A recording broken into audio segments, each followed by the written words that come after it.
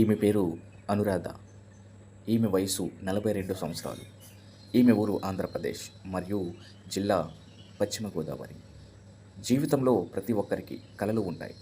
ఈమెకు కూడా ఉన్నాయి. కానీ కొన్ని పరిస్థితుల వల్ల ఈమె మొదటి వివాహం ఎక్కువ కాలం కొనసాగలేదు. పరస్పర అంగీకారంతో విడిపోవలసి వచ్చింది. ఆ అనుభవం ఈమెను బలహీనంగా చేయలేదు, మరింత ధైర్యంగా మార్చింది.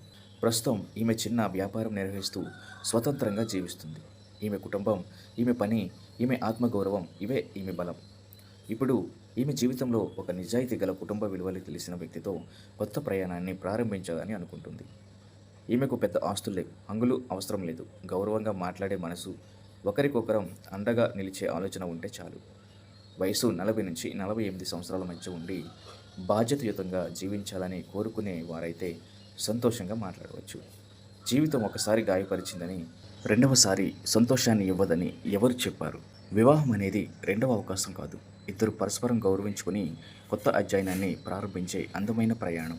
జీవితంలో కొన్ని పరిస్థితులు మనం అనుకున్నట్లు జరగవు, కానీ ఆశను వదలకుండా పరస్పర గౌరవం, నమ్మకం, ప్రేమతో కొత్త జీవితాన్ని ప్రారంభించాలని కోరుకుంటున్నారు.